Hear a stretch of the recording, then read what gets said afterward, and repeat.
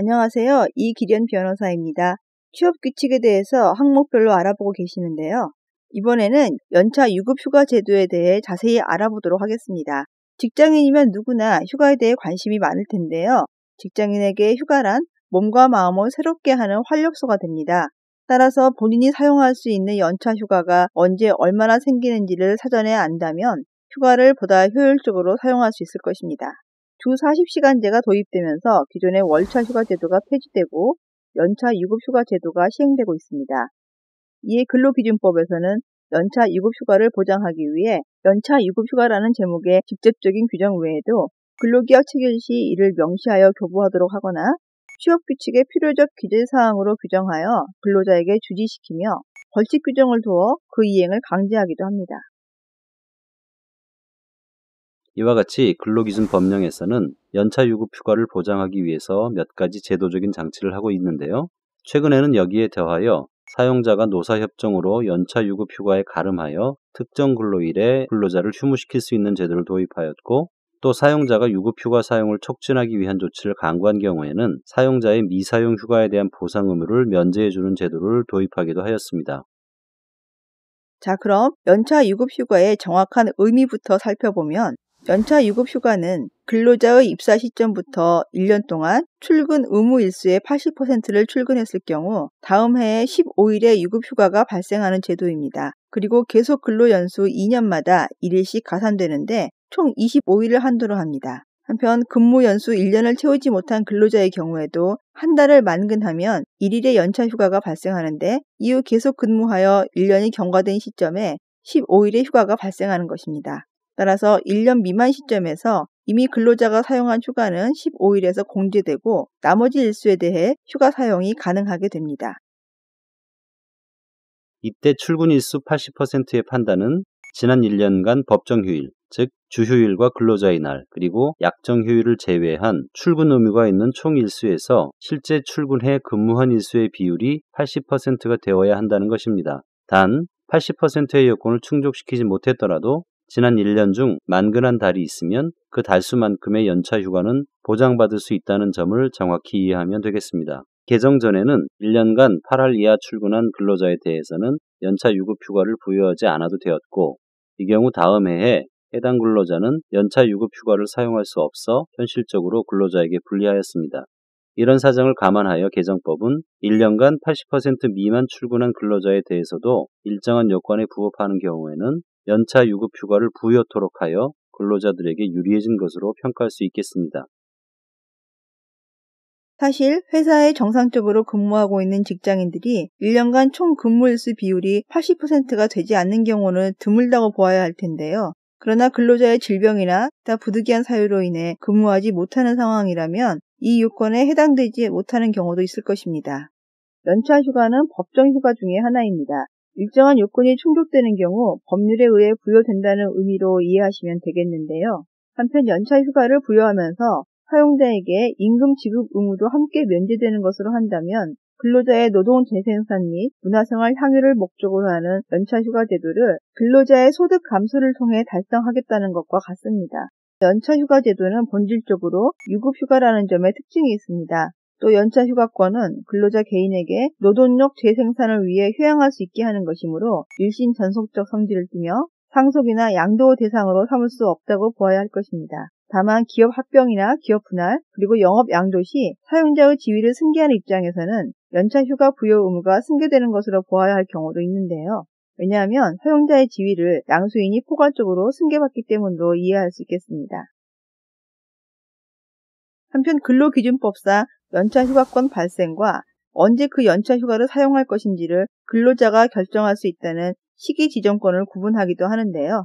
이에 따르면 연차 휴가권은 요건 충족 시 법률상 당연히 발생하는 것이며, 시기 지정권은 이미 발생하고 있는 연차 휴가권에 대하여 그 연차 휴가의 구체적 시기를 특정하기 위해 시기를 지정하는 것에 불과한 것으로 이해하게 됩니다. 이렇게 연차 휴가는 근로자가 지정하는 날에 주어야 하는 것이지만 그렇게 할 경우 기업 운영에 막대한 지장이 있다면 사업주는 그 시기를 변경할 수 있을 것입니다. 기업의 규모나 근로자의 담당 업무, 회사 사정, 같은 시기에 휴가 청구권자 등을 합리적으로 고려하여 결정하되 가능하다면 근로자의 불이익이 최소화될 수 있는 기간으로 하는 것이 바람직하겠습니다.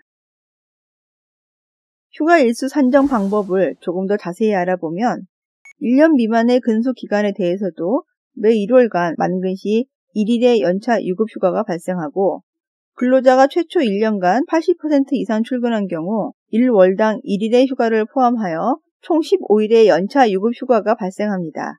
이때 1년 미만 근속기간 중에 1월당 1일씩 발생하는 휴가를 사용한 경우에는 그 사용한 휴가 일수만큼 15일에서 공제한 후 부여하면 된다는 점은 말씀드린 것과 같습니다. 한편 연차 휴가의 사용에 대해서 보시면 1년 미만 근속기간 중 발생하는 휴가는 발생일로부터 1년간 사용할 수 있지만 최초의 1년간 80% 이상 출근한 경우에는 그 다음 날에 동휴가를 포함한 연차 유급휴가가 발생하므로 새로이 발생하는 연차 유급휴가 전체에 대해 다시 1년간의 사용기간이 주어지게 됩니다. 다만 이 경우에도 최초의 1년간 80% 미만 출근한 경우에는 새로이 발생하는 연차 유급휴가가 없으므로 1년 미만 근속기간 중 발생한 연차 유급휴가에 대해서만 각각 그 발생한 때로부터 1년간 사용할 수 있다는 점을 이해해야 합니다. 연차 휴가 제도는 노동의 재생산 및 문화생활 향유라는 목적에서 설정된 특별한 제도라고 하였는데요.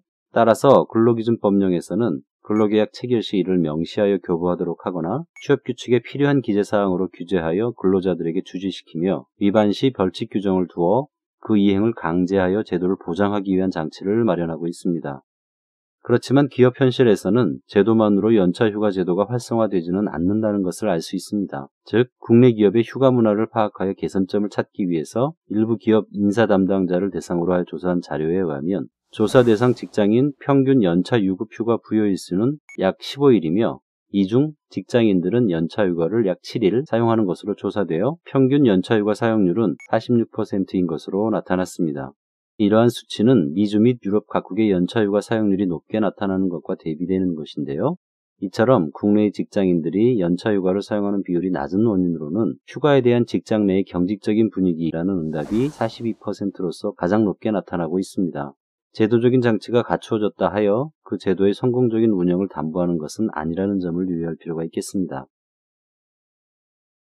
자, 이번에는 연차 유급휴가를 사용하지 않은 경우에 그에 대한 보상을 받을 수 있는지에 대해서입니다. 판례는 연차 유급휴가 미사용 수당이라는 용어를 사용하고 있는데요. 이는 근로자의 근로 제공으로 발생한 연차 유급휴가를 1년간 사용하지 아니하여 휴가 청구권이 소멸되거나 퇴직으로 인하여 사용하지 못한 연차 유급휴가 일수에 대하여 사용자가 보상하는 금품을 말합니다.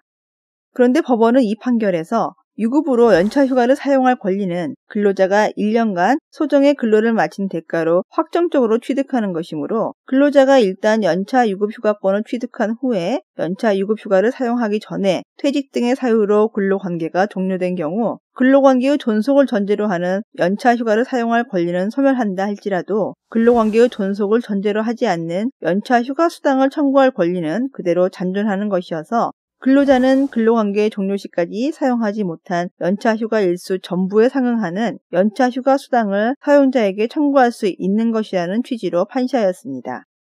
따라서 사용자는 근로자가 연차 유급휴가 청구권을 1년간 행사하지 못하여 소멸된 경우뿐만 아니라 연차 유급휴가 청구권을 행사할 기회도 없이 퇴직하는 경우에도 연차 유급휴가 미사용 수당을 지급해야 한다는 점 유의해야 합니다. 또 이와 같은 수당 청구권을 언제까지 청구할 수 있는지에 대해서 국법상의 월차 휴가 수당에 대한 판례는 월차 휴가 근로수당 지급 청구권은 월차 유급휴가권을 취득한 근로자가 그 휴가권이 발생한 때로부터 1년 이내에 그 월차 휴가를 사용하지 아니한 채 근로한 대가로 발생하는 것으로서 그 성질은 임금이므로 이에 대하여는 근로기준법 제41조의 규정에 의한 3년의 소멸시효가 적용되고 그 기산점은 월차 유급휴가권을 취득한 날로부터 1년의 경과로 그 휴가 불실시가 확정된 다음 날이다 라고 판시하였습니다.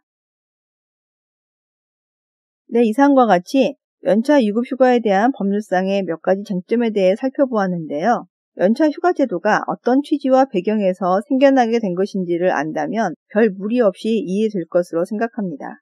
제도가 비교적 정비되었음에도 불구하고 실제 기업 현장에서는 직장 내의 경직된 분위기 때문에 연차 휴가를 50% 이상 사용하지 못한다는 조사는 적지 않은 시사점을 줍니다. 판례가 미사용 연차 휴가에 대한 보상을 비교적 넓게 인정하고 있는 것도 이런 현실을 반영한 것이라고 볼 수도 있겠습니다.